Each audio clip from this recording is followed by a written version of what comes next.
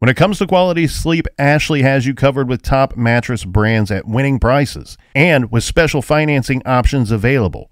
You can snooze now and pay later. Plus, your mattress purchase helps give the gift of better sleep to children in need and U.S. Special Operations Forces. Visit your local Ashley store or shop online today and make every snooze count. Financing is subject to credit approval. See store or ashley.com for details. Canva presents True Crime of Design. In the office, Maya spots something unusual in the presentation. What's this? It was an off-brand font. Her coworker explains. I added the font. I thought it was fun. It was not. Maya solved it with Canva. Open up Canva, one click, and the font is on brand. Easy. Stay on brand and solve font crimes at canva.com, the home for every brand.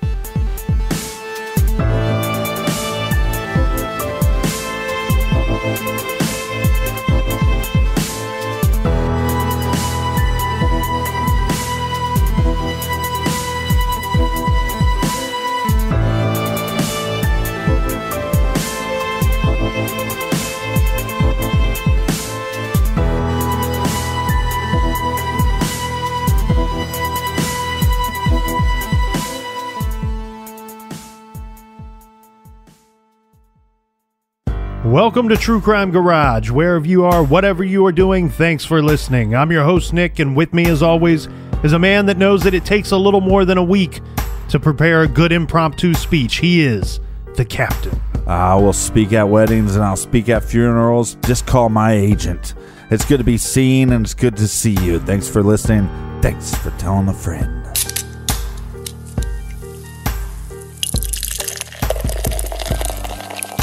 Tonight we are drinking Fat Tire Belgian White Ale by the New Belgian Brewing Company, garage grade, 3 3/4 bottle caps out of 5. This is not the first time we've drank Fat Tire in the garage, and it won't be the last. 5.2% ABV, and you can certainly taste the hints of oranges and coriander. It's a really good pick-me-up beer, and I know some people turn up a nose to this, but it's a great beer to drop an orange slice into as well. And this week's beer was brought to us by a handful of great garage listeners. First up, we have Patrick in southeastern Massachusetts. And a big shout out to Leanne and one of my favorite places to visit, Maui, Hawaii. Next, we have a long distance cheers to Stacy in Castro Valley, California. And also in California, we have Kim in Salinas, California. And from Tecumseh, Kansas, we have a big shout out to Nicole. We like your jib. And I want to give a thank you to Isabella in Chelmer, Australia. And last but not least, a big shout out to Danielle in Dayton and her mother Patty in Canton, Ohio. So thanks to everybody for filling up the fridge for this week's show. If you want to help us out with next week's beer run, go to truecrimegarage.com and click on the donate button. And check out our t-shirts on the store page at truecrimegarage.com. We're going to be working on new merchandise with, some beer mugs, some coffee mugs, some stickers, a bunch of stuff coming in 2018. And something very exciting, Captain. Most of you out there will know this already, but we have some special information. We have CrimeCon that is coming up the first weekend of May. Yes. And you can check out details at crimecon.com. And guess what? If you use our little code here, TC Garage, you can save yourself 10% on your tickets for this year's CrimeCon. Yeah, so sign up, come hang out with us. We'll be drinking at the hotel bar. Hotel, motel, Holiday Inn. Well, and if you want to save some money, make sure you use code TC Garage at crimecon.com to get your tickets for this year's CrimeCon 2018. All right, that's enough of the business. Gather around, grab a chair, grab a Fat Tire. Let's talk some true crime.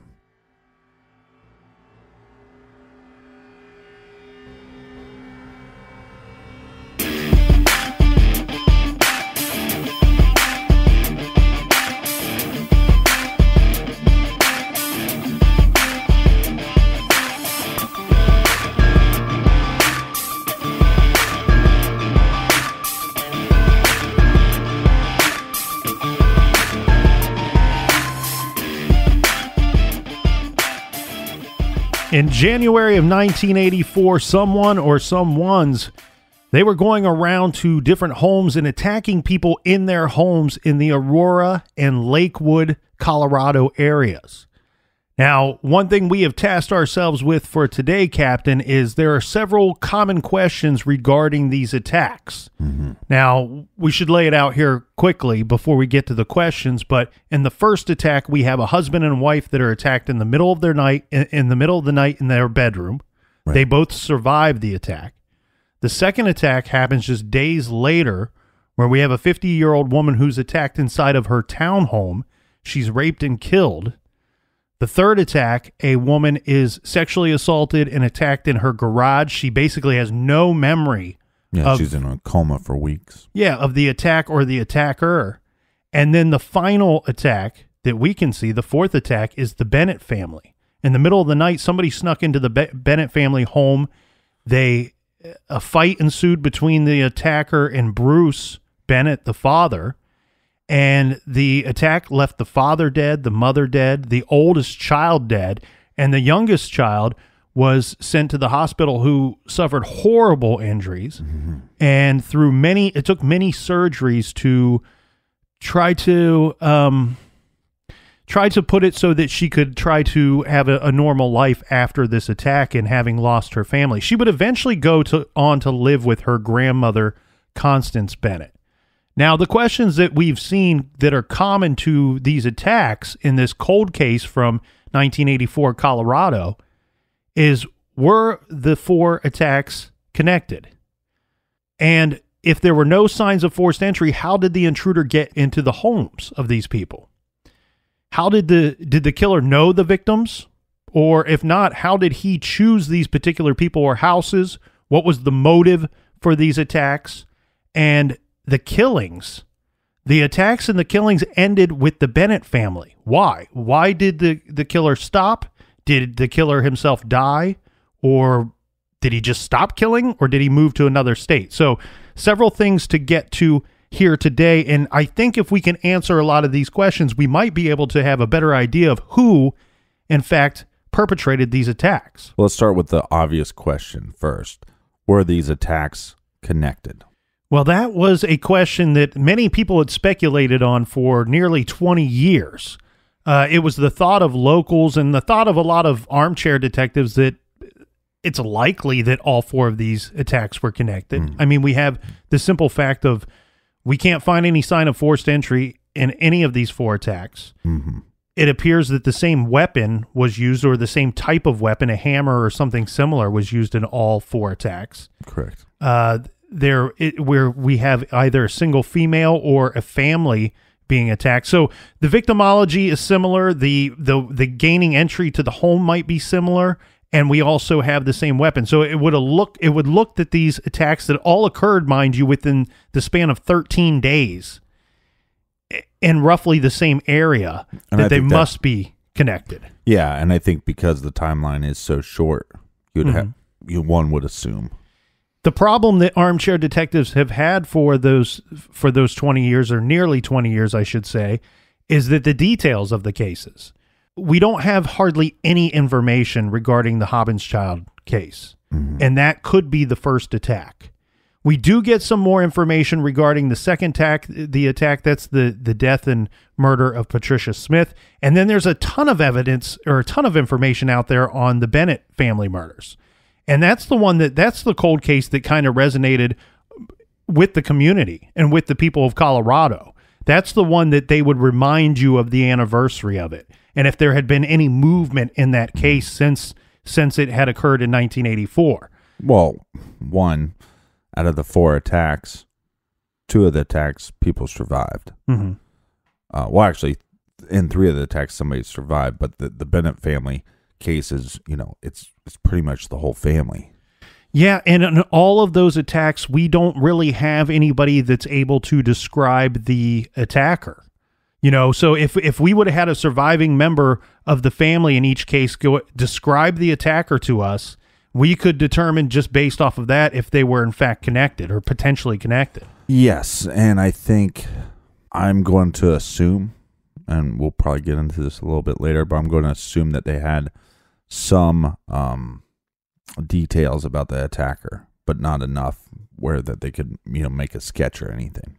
The only details that I could find, and I'll give them to you now, but we'll circle back to it later, was from the first attack, from that Hobbinschild attack. There is a rumor floating around, and I want to be clear that I feel that it could be a rumor. There's information out there to suggest that Kimberly may have seen the attacker inside their home before she was hit, before she was struck over the head. And in this situation, she describes an African-American male who was, in her words, well, I can't say for certain that these are her words. That's why I want to be clear that this might be a rumor, was that she had stated that the man was well over 6 foot. And in these same reports, I've also seen the word enormous used to describe this potential attacker. But I heard he was a tall piece of shit or an enormous piece of shit. What we would later learn, like I said, nearly 20 years later, this was in 2002, that they announced, remember there was DNA collected at several of the crime scenes. Mm-hmm. The DNA of the person who murdered the Bennetts was found at the Bennett family home, as well as the person that murdered Patricia Smith in her home. Yeah. They announced in 2002 that the DNA from both of these crime scenes matched the DNA collected at the other crime scene. Right. So those two are at least connected. Correct. We can say with scientific proof that those two cases are connected. And those, in fact, involve all of the actual murders. That only leaves the other two cases where people were attacked, left for dead, but in fact recovered later at the hospital. Now, in those situations, there was a bloody boot print that was found in the Bennett's garage. Okay. So it was OJ? Yeah, it was OJ Simpson. What they did was they actually cut this boot print out and saved it and preserved it for many, many years, probably still to this day. Like Bigfoot. The thing here is there was a similar, if not identical, boot print that was left in the garage of Donna Dixon. Mm-hmm. So that would connect that one as well. Yeah, I found 2 reports of this. So obviously this is not something that has been widely reported, but it appears that we have scientific evidence that all the murders are in fact connected. And it's very likely that whoever attacked Donna Dixon in her garage was the same person that killed the Bennett family. Is there any information about the first attack as far as missing items? No. There's like, because some of the other cases it will say, she had diamond rings or diamond earrings or something, and those were taken. But it seems like with the first one, there is no report of items missing. Okay, so yeah, not only is there no report of items missing, but we also have some other lack of evidence or lack of information regarding the Hobbinschild attack. We don't, other than it being stated that no forced entry was used to get into the home, we don't know how, we don't know how they either determined that or B, the way that this person gained entry. Mm-hmm. What we do know is that the 2 victims were sleeping in their bedrooms. Mm-hmm. So they didn't answer the door. We can gather that much. As you stated, we don't know if there was anything taken from the home. We don't know if Kimberly was sexually assaulted like some of the other females were in other attacks. Right. Doesn't mean she wasn't. It just wasn't reported. Correct. And we don't know how much of if there was any struggle at all before the actual attacks occurred. So what we heard in the first trailer there where I'm describing the actual attack, a bit of that is dramatized, okay, because there is no information. The information that's received that I have found would suggest that they were in their bedroom sleeping when the attack occurred. This makes me question if Kimberly, in fact, even would have seen the attacker at all. Right. It makes me question that, was she struck before she could have had the opportunity to see him? Or was the room dark enough that she couldn't make anything out regarding this person before she was struck over the head? You're talking about she was either struck over the head before she had the opportunity to open her eyes or immediately after doing so. And suffering such a terrible head injury also would make you question, or me anyway, question the validity of what she thinks she may have saw. Yeah, you're not calling her a liar. You're just saying, again, who knows? I mean, the attacker could be wearing a mask. The attacker could be wearing face paint. Mm-hmm. You know, if you're breaking into a house at night, is it really that absurd to think that maybe the person would be wearing face paint? You wake up. Or a ski mask. Ski mask. You wake up, you're in the dark, your eyes are adjusting. Maybe she believes she saw an African-American male. But like you said, I'm with you. How much can you trust what information she's putting out there? I'd say probably none of it.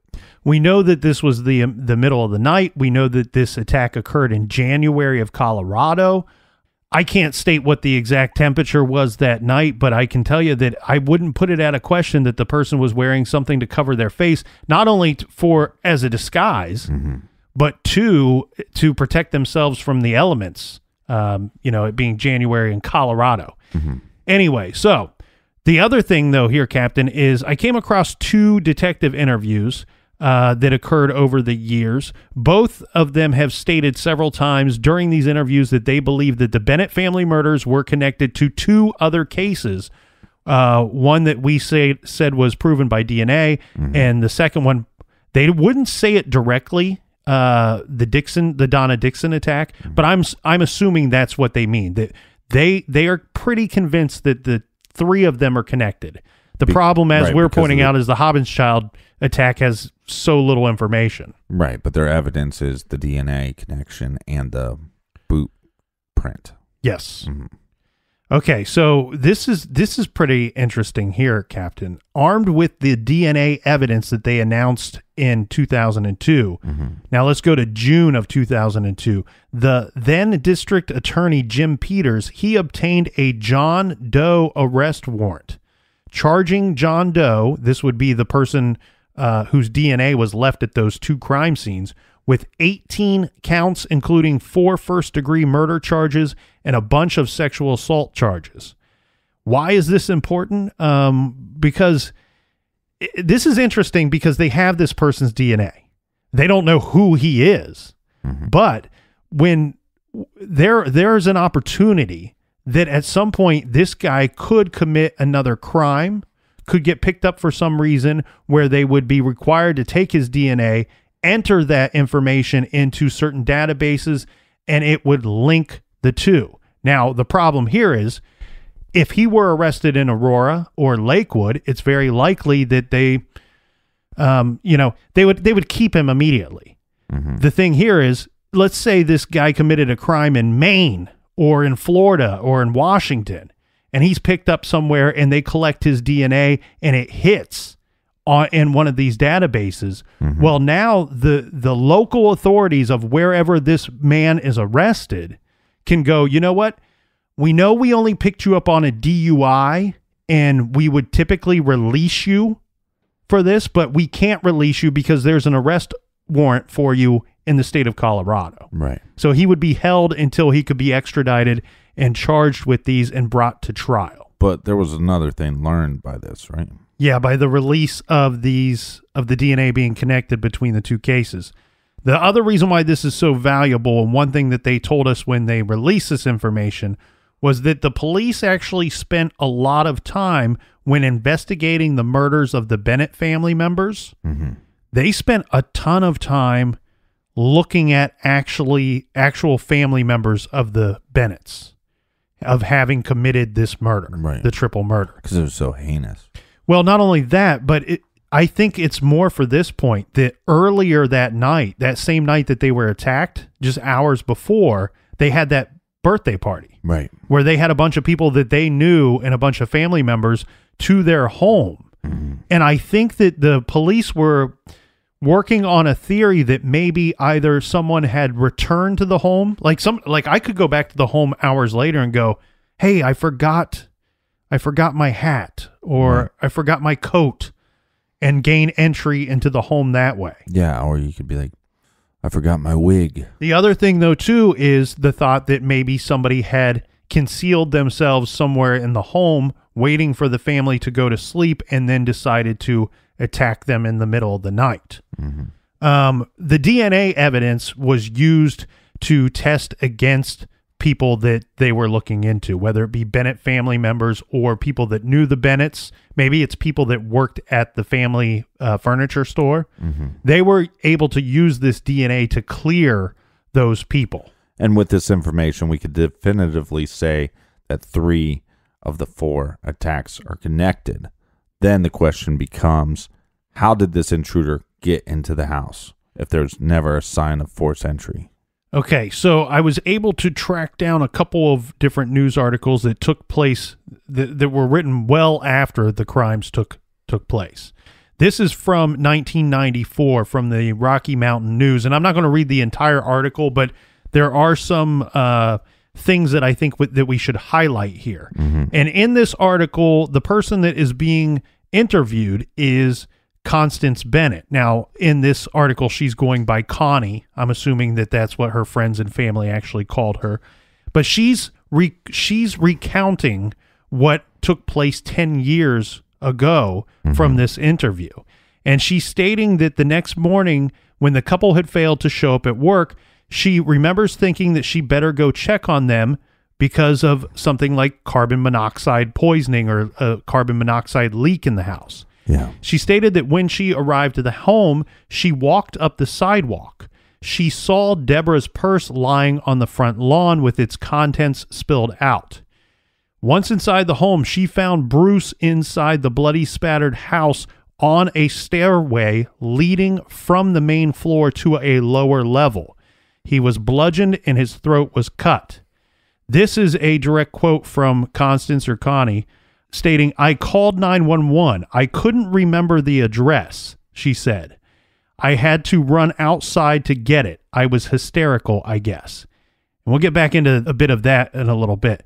But the other thing that she states here is she says after she called 911, the important information here is that she says 10 years after the attack, "I believe whoever committed this crime crept through the unlocked garage door in the quiet darkness, maybe on a mission to kill, could have been looking for money, maybe high on drugs." And she states that she doesn't think that it was anyone who knew the Bennetts. Now, I took this information, then I looked at this other article that was found from the Denver Post in September of 2003. And this article is different. This one is written by a neighbor who is kind of, he doesn't talk so much about the crime itself. Yeah. But he's kind of talking about the neighborhood and about his family and what having lived next door or lived across the street from this triple homicide and how it has affected them and their neighborhood. And he's stating, that ever since that day, this guy and his family are dog people. They always own dogs before the attacks. Good people. He said that they own Irish setters. They had always had Irish setters before, but now after the Bennett family was killed, that they own Dobermans, that they got a more aggressive dog because of this attack. Now, the thing here is, though, that he states he had been watching A&E's Cold Crime Files one night before writing this article. And he stated that he thought that the almost forgotten Bennett case was would be perfect for this TV show, A&E's Cold Crime Files. So he was kind of thinking back and reflecting on what he remembers of the crime in that night. And he says, "The memory of that night was burnt in my mind. The garage door was open all night. He died of a slit throat. His wife and daughter were bludgeoned to death. Little Vanessa survived." So, in the case of the Bennett family, we have the mother speculating that the killer entered through the unlocked door from the garage. Nowhere in that article does she state that the garage door was open when she arrived at the scene. However, we have a neighbor stating that memory's burnt in my mind. The garage door was open all night. So what I think we can gather from that is that it's very likely that the Bennetts accidentally left their garage door open. Most people don't lock the man door that goes from your whatever room into your garage. That's sexist. And it's likely that the killer walked in through the garage, through that unlocked door, and started walking into the home, caused some noise. He woke up the family, and Bruce comes down the steps, and they fight. Now, the reason why I read that other thing about Constance saying that she called 911 but couldn't remember the address, remember, they had only moved into that home about 3 months before they were attacked and killed. So it's, not unheard of that the mother wouldn't remember the address. They had only lived there a short time.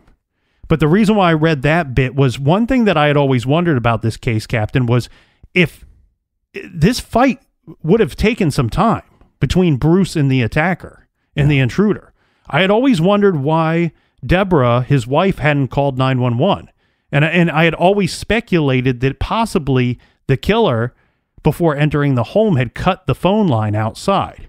We now know that that wasn't the case. He never cut the phone line because that's the same phone line that Constance later used to call 911 to report her son and his family having been attacked. Right.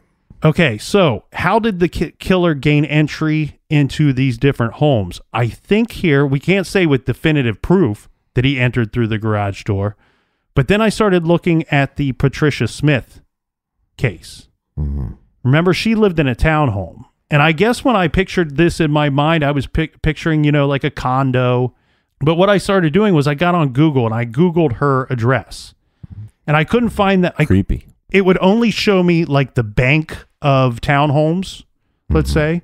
You have the main street there, and then you would turn in and you have multiple townhomes. Mm-hmm. They all share the same numbered address, but they are distinct by a letter.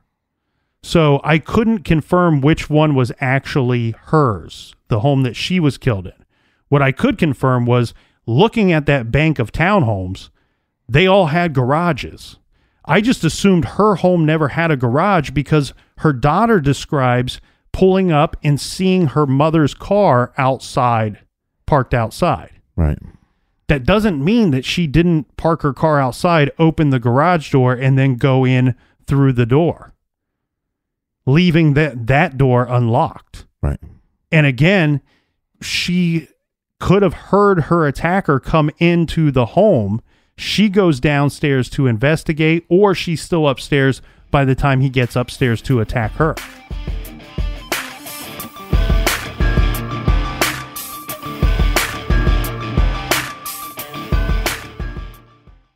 This show is sponsored by BetterHelp. Do you look forward to the holidays? Maybe you struggle with seasonal blues. This time of year can be a lot, and it's natural to feel some sadness or even anxiety about it. But adding something new and positive to your life can counteract some of those feelings. Therapy can be a bright spot, something to look forward to make you feel grounded, and to give you the tools to manage everything going on. If you're thinking of starting therapy, give BetterHelp a try. It's entirely online, designed to be convenient, flexible, and suited to your schedule. Just fill out a brief questionnaire to get matched with a licensed therapist and switch therapists at any time for no additional charge. Find your bright spot this season with BetterHelp. Visit BetterHelp.com/garage today to get 10% off your first month. That's BetterHelp, HELP.com/garage. Canva presents True Crime of Design. In the office, Maya spots something unusual in the presentation. What's this? It was an off-brand font. Her coworker explains. I added the font. I thought it was fun. It was not. Maya solved it with Canva. Open up Canva, one click, and the font is on brand. Easy. Stay on brand and solve font crimes at canva.com, the home for every brand. Dreaming of overseas adventures or connecting more deeply with family from afar? Rosetta Stone bridges the language gap. I've tried others, but Rosetta Stone's immersive lessons and voice feedback technology are game changers. Dive into 25 languages by learning intuitively, just like when you were a kid. And here's the holiday sparkle. Grab a lifetime membership now and save 50%. Gift yourself the world. Head to rosettastone.com now and save 50%.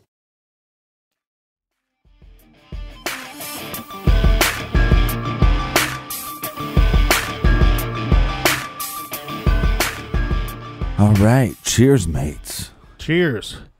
A little more information here, Captain, before we get back to our questions that we want to answer for this. The Aurora Cold Case Squad, there is a detective there, Steve Connor. He asked the Parabon Nano Labs company, this is a company based in Virginia, to use its newly developed technology to create an image of the perpetrator based on DNA predictions to determine the suspect's ancestry, eye color, hair color, freckling, and face shape. Now remember, some of you will remember we've discussed this on cases before. This is newer technology, and they had DNA from 2 of the crime scenes. This is that snapshot DNA imaging. And we've discussed this on several other cases. One that comes to mind is the April Tinsley case. There are some things to discuss here, Captain. The images generated as requested by the detective show what the perpetrator may look like. Key word here we need to use is may look like.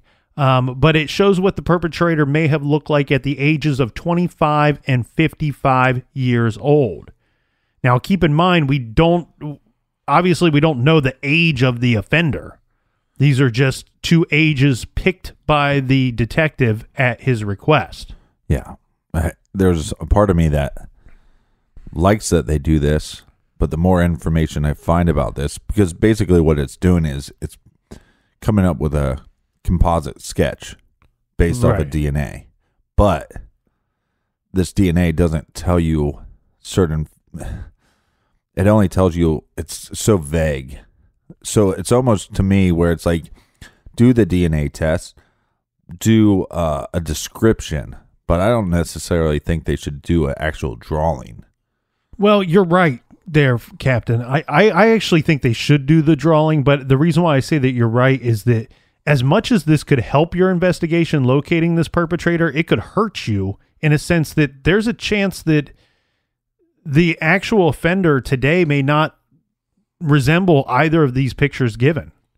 And meaning it could hurt you in the fact that where you and I on the street might look at a guy and say, you know what, I know he lived in the Aurora area back in 84 and he suddenly moved and he's been here for 30 years, but he doesn't look anything like the guy. Well, why would he not look anything like the guy? Is because you have some pretty generalities here based off of what the person would look like. Let's say the older image showing him at age 55.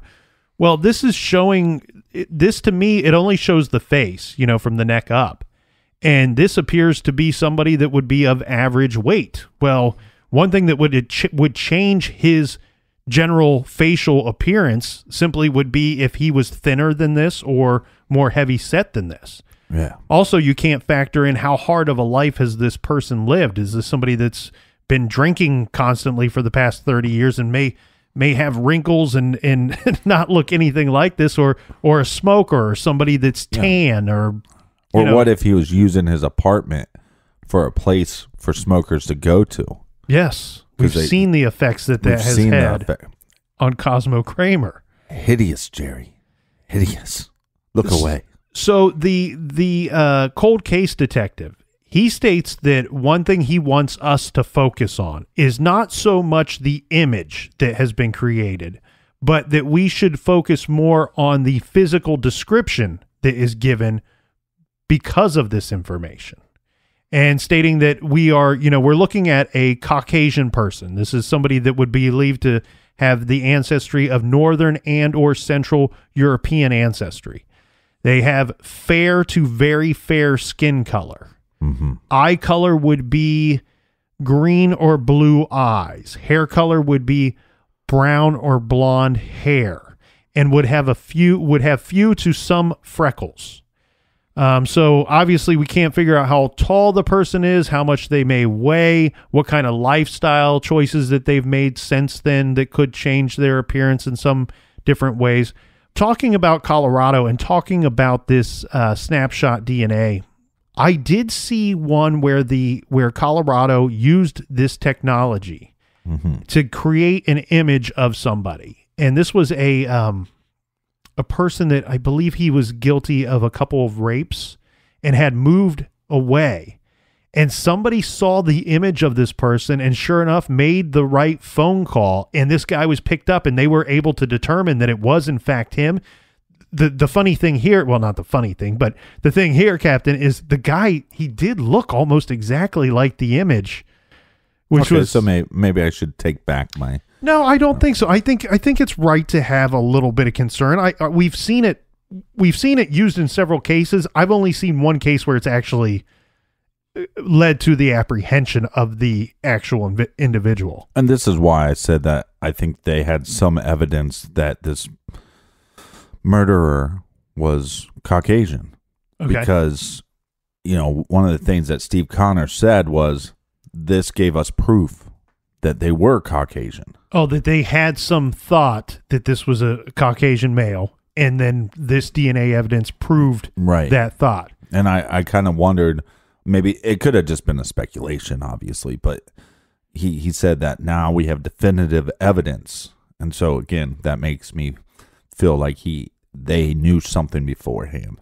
Where it makes you wonder, had somebody seen something? Was there some kind of eyewitness that saw somebody fleeing the scene? Mm-hmm. Or did somebody see possibly, maybe another motorist happened to see somebody driving or tailing Donna Dixon in a car behind her, and it was all I can tell you was it was a white guy. Or one of the people that survived, later said, hey, I believe it was a white guy. Possibly. The interesting thing here is we can only speculate as far as with the survivors go. So according to the information we have that was reported in the papers and the media, the 3-year-old that survived, she has no recollection of the attack. Now, is that simply that police said, you know what? We're going to state that in the media so that this guy doesn't come out of the woodwork and come looking for the lone survivor of the Bennett family attack. Right. She's a minor. We also have Donna Dixon. Could be the same thing. They could be protecting her. I have heard one of the detectives say in an interview that Donna Dixon has no recollection of the attack. As far as Donna Dixon knows, she got out of her car, and next thing she knows, she woke up a week later in a hospital bed and has no clue what happened. You bring up an interesting thing here, though, because we said earlier that there was some loosey-goosey information out there that possibly Kimberly Hobbins' had stated that the attacker that attacked her and her husband, James, in their bedroom that night in January 1984 was a large African-American man. Mm-hmm. And with this DNA evidence, what that would point out to us is one of two things. Either A, this is not connected. These 3 other attacks are not connected to the first attack. Right. Or B, for whatever reason, she thinks that she saw a black man and it wasn't possible. It was actually this guy, and it's all 4 of them are connected. Well, and after 170 some episodes. Yeah. With you, I'm starting to learn a couple things about what fascinates you about cases, and you're a sucker for letters. Yeah, well, yes, I am. I'm a sucker for love letters. When a killer would communicate with the media or the police, mm-hmm. whether it be letters or through phone calls, and you're kind of in a roundabout way getting to what I know. We need to get to at this point is the bloody letters that were left at the Bennett crime scene. Yeah. And could this be, when we say letters though, we mean, could this be the name of the killer that was left on the body of one of the victims? This wasn't released to the public until 2015. The way that this works is this. So when the killer lifted Melissa's body, this is the 7-year-old, when he lifted Melissa's bloody body from her bed, there were letters embroidered on this person's shirt that were transferred in blood to the little girl's pajamas. Mm-hmm. So investigators have always believed that the letters could identify the killer's name or possibly the business where he worked or had worked at one time. This was something... Regarding the release of this information, this was something that police and detectives, they debated for many, many years on whether or not they should release this information to the public. Yeah. Because okay, so the arguments for both sides would be, one, the killer is probably very likely unaware that he left this evidence at the crime scene. And this could be deadly information when you find this person and you have him in the interrogation room. Once you finally present this information to him, how's he going to be able to explain it away? Right. So that could help to make an arrest. Then on the other, you have where if he knows about this information going into the questioning, he may come up with a plausible excuse or just be set off ready to deny it emphatically from the get-go. Right, because he knows the information's out there. So regarding this was something that the police actually worked on. Right, but the other side of the coin was that if you don't release it, that you have such a time gap that, you know, if he worked for a business that is now closed or closed way back in, let's say, 85, then like if you would have released this information in 85 or 84, that more people would be aware of this business. Right, and you have 30 years that have gone by the time they finally do release the information. This information may be no good to maybe it was only good to somebody that's not around anymore. Right. That could have provided you the proper tip. The police, they did work this information for quite some time before releasing it to the public. They actually sent it to 2 different labs to try to decipher what the letters were or what they actually said. They sent it to a Canadian lab who came up with the letters PETAW-C as in cat. So PETAW-C. Now, the strange thing here, though, Captain, is they sent it to, like we said, 2 labs. The other was an Arizona lab, which came up with something completely different. They came up with RICHAR. So the second, AICHAR, could be like the name Richard or Richards or Richardson. So why would they come up with 2 completely different things? Well, okay, you got to keep in mind a couple of factors here. First of all, the obvious that would be something you and I and other garage listeners could probably figure out is depending on how the killer picked up this girl, how he was holding her when they transferred the letters transferred in blood could mean several things. Either the letters would be upside down, they would be backwards, simple things like that you and I and others could fairly easily figure out. Right.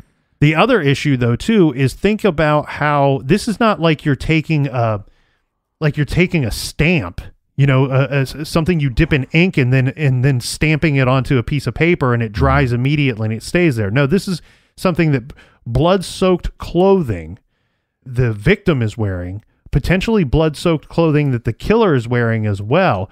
There could have been, and there's hours before the bodies are discovered. So you're talking about swelling of these letters. You're also talking about distortion of these letters. And from the reports that I have been able to find that talk about the details of this actual layout of these letters would describe that the way that her pajamas were at the time that they believed that those letters transferred to her clothing was that there would have been folds on those pajamas. Right. Not only just folds, but you're going to have also a situation where he might have picked up the victim, pressed his body against her, released her a little bit, pressed his body against her again. See what I'm saying? Or moved her, friction. Right. So the first time if you press your body against, and then when you release, if then her pajamas fold in a different manner, this is why there could be such confusion. Right. So again, the 2 that the labs came up with, one is PETAW-C and the other is RICHAR. Very interesting stuff here. It doesn't really lead me to anything. But then again, I'm also not aware of companies back then. Companies in the area back then in 83, 84.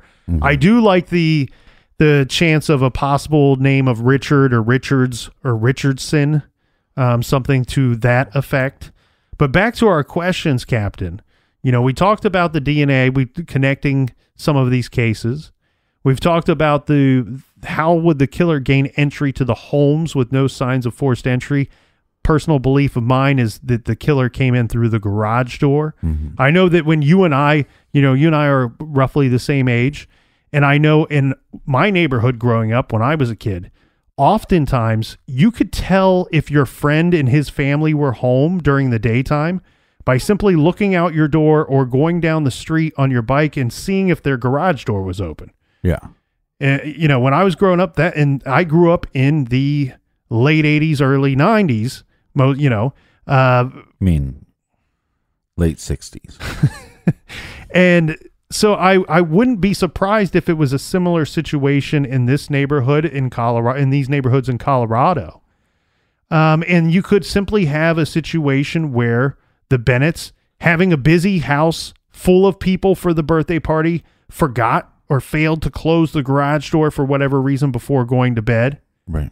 Well, and it's a good possibility that, we're having this little birthday party for our daughter, and we're having some friends and family over, and we're drinking a little bit. Mm-hmm. And then you get your kids to bed, and maybe the husband, passed out on the couch or whatever. Personally, I believe, and it's just my speculation, but I believe that would be the case with the Hobbins-Child case as well, where the killer slipped in through the garage into the locked door and then crept up into their bedroom in the middle of the night. Yeah. Now, the next question we have to address, Captain, would be, did the killer know his victims? And if not, why did he choose these particular people or houses? And I guess you can throw in with that question, what is his motive? Yeah, I think you could. For me, anyway, my answer is pretty much this. I don't think that this guy knew his victims at all. I think that these were probably crimes of opportunity. Mm-hmm. I think this guy was hell-bent on rape and murder. So when we talk about motive, let's first jump to motive. I think this guy was hell-bent on rape and murder. I think that's what I see here. Right. I don't think he snuck into the Bennett home for any other reason. He wasn't there to steal anything. He was there to attack whoever was in that home. I don't think he knew who was there. Right, and you're saying it's a crime of opportunity because if their garage door was open, then it could be as simple as this guy's trolling neighborhoods. Oh, that garage door's open. Yeah. Let me go in there. He goes out at 2, 3 in the morning under the cover of darkness, finds a home that happened to leave their garage door open. Mm-hmm. And here's the thing. I would, maybe, that theory could be proved wrong, whether these garage doors were left open or not. I think there's evidence to point that they were, in fact, open. Therefore, to me, for a victim that he wanted to target to happen to leave their garage door open, the probability of that is crazy. You can't even start to think about those numbers. So this, to me, is a crime of opportunity. How does this carry over to Patricia Smith and to Donna Dixon? I think he saw those two driving. We know they were both returning to their home shortly before both attacks occurred. Yeah, so he'd be out trolling, for maybe possible situations later in the day, and he just sees these females. Yeah, and they're attractive ladies that are driving. They're returning to their home, both brunettes. I don't know if he had a type or not. It's tough to say that he had a type when I'm also saying that he just picked houses because they happened to leave garage doors open. Mm-hmm. But with two of the victims, he saw them driving. Yeah, and I think that it's just that simple. I think this guy, you're talking about if it was in fact the same guy. We know 3 of the attacks were. But let's lump in the 4th one. Well, right. But what I'm arguing is that you could kind of say that maybe he does have a type because he saw these two females driving, and he didn't. He probably saw multiple females driving. Oh, I get what you're saying. He chose these two. He chose to follow those two. Yeah, and they look similar. One's a little older, but they do look similar. And the reason why I pick the motive is, and I know it seems like I'm kind of not giving a great answer here for motive, but I don't think it's crazy to suggest that this guy was just hell-bent on murder and rape. You're talking about 4 attacks in the course of 13 days. Uh-huh. That is somebody that has already spiraled out of control. This is somebody that is attacking at a frequency that is unheard of. Well, and this kind of answers the next question, why were some attacks, during the day and some at night? And really, like you were saying, it could just be opportunity. Yeah, we can't really, whenever the opportunity arises for him, whenever he doesn't have to be accountable for his time or whereabouts, right, and he sees a potential victim, whether it be women that he's followed in cars or homes that appear easy to get into, he strikes.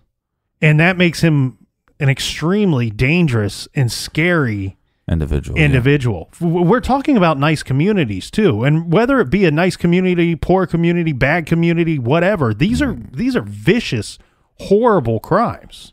Yeah. So then I guess the final question is, then why did they stop? I mean, obviously this person is a monster. A monster like this just doesn't just stop. Because they seemingly have stopped. And when we say that, the thing here is they have stopped in that area, and we can say that for certain. The other thing is they have his DNA, and they have his DNA on file. If somebody crept into somebody's home in the middle of the night and murdered a family and left his DNA there, whether it be 15, 20 years later, right, on the other side of the country, we're going to know that this killer didn't stop. So yeah, but they might have escalated. You have a lot of factors to throw in there, I think. Well, I think the first factor you throw in is that the last quote-unquote hammer slayer attack, again, Bruce put up one hell of a fight. And maybe this murderer said, you know what? That's too risky. I can't take that chance anymore. This hammer thing doesn't make any sense anymore. Because if I'm faced with somebody like Bruce again, I might not come out the victor. Right. And so they could change, the way in which they, the weapon they use in the murders. They could change the weapon that they use or stop altogether. The intruder also may have occurred an injury during that, because you're right to point out the Bennett. And I think that there's plenty of proof there that there's good reason why that potentially may have been the last attack, or certainly the last known attack, because the major thing that's different between that attack and the previous 3 attacks is he actually has to fight with somebody. Yeah. We got to put in some other factors here. So it's 1984, right? We don't know much about DNA at the time. Yeah, they collected it at 2 of the crime scenes. He may have most likely left it as a result of the rapes that occurred at those 2 crime scenes. The thing here is, though, that I keep kind of going back to is this guy, whoever was doing this, these are extremely risky crimes that this guy is committing. These are extremely risky attacks and murders that he's committing. We have 2 where he enters a home in the middle of the night and presumably doesn't know what's on this other side of that door. Yeah. He doesn't know how many people were in the home, doesn't know if there's dogs in the home, to our knowledge. I would consider that an extremely risky event. The other thing is the other 2 crimes happened during the daytime. One where he attacks a woman in her garage. Yeah, she may have arrived at home by herself, but you don't know if there's somebody inside that home. Right. Same with Patricia Smith, who came home. She happened to come home by herself, and there happened to be nobody inside the home. I think what may have occurred here, and this is pure speculation on my part, but I think that Bruce, God bless him, I think he injured this guy in some manner during the fight that took place in the Bennett household. Yeah. I think this guy might have been injured and chose to move elsewhere or attack elsewhere because of this injury. I think that the injury could have been a giveaway. I think this guy was actually either apprehended or killed at another attempted murder scene later. Yeah, because chances are he's breaking into places, so he could have broken into a place, had the cops called. He went to jail for burglary or breaking and entering. They didn't know he was a murderer. But also, during this time period, they didn't collect DNA. So if you're arrested now, they're going to collect DNA, put you on file. Mm-hmm. But this is before this mandate, so he would have to have been arrested before that mandate. Mm-hmm. Now, did he get out and just kind of stop? Who knows? I would say that somebody like this kind of monster is probably not going to stop. The other question here, too, is, it seems like his motivation was, sexual in nature. So was there an opportunity? The garage door's open. He goes in, struggles, has this fight, and then there's kids involved. And is that just enough for this monster to come back after the attack, know that his time is running out, and maybe with these kids involved, decides to take his own life? That's a possibility as well. Yeah, I think you're right. I think suicide, maybe, like I said, I believe it's a person that's already spiraled out of control before some of these attacks occurred. Right. Yeah, suicide could be very likely. Again, I think that if he didn't kill himself, that you're looking at a situation where the frequency of these attacks, I wouldn't expect him to stop. I would expect him to continue to attack, and probably fairly soon. Maybe Probably because escalate more. Well, maybe because of the injury that I believe may have occurred at the Bennett house, that he took some time off, let's say, to recover. I think that for somebody, a little psychological thing here that I would throw in is somebody willing to enter a home and that does not know what's going on in that home, or who is in that home, or what weapons that the members of that family may have.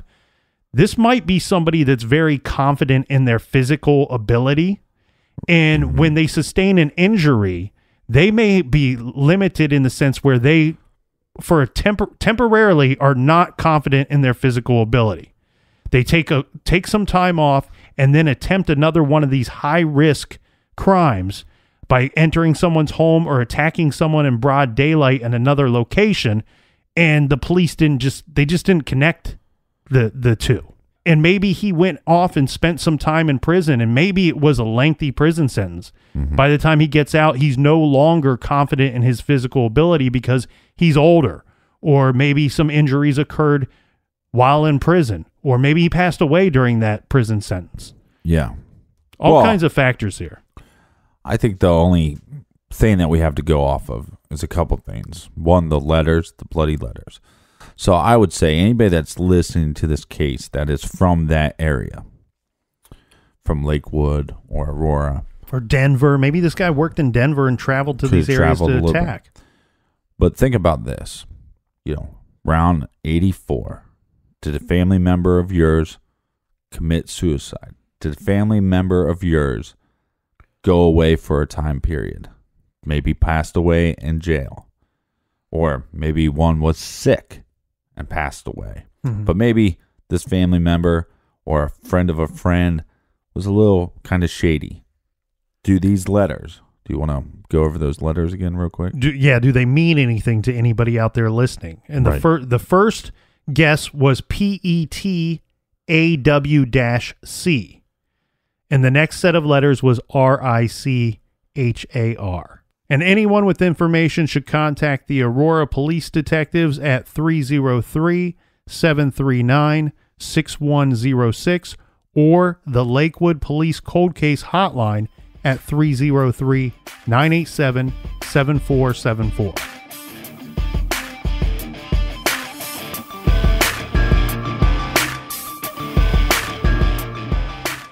All right, Captain, we want to thank everybody for listening. Thanks for filling up the fridge. Thanks for all those little donations. It helps keep the heat on in the garage, and it's freaking cold, my friends. Mm-hmm. So everybody, you stay warm out there. Until next time, be good, be kind, and don't litter.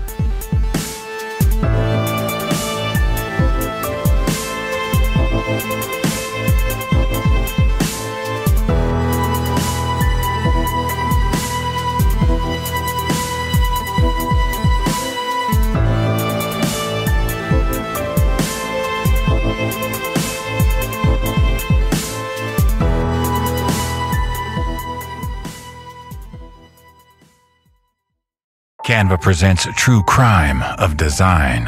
In the office, Maya spots something unusual in the presentation. What's this? It was an off-brand font. Her coworker explains. I added the font. I thought it was fun. It was not. Maya solved it with Canva. Open up Canva, one click, and the font is on brand. Easy. Stay on brand and solve font crimes at canva.com, the home for every brand.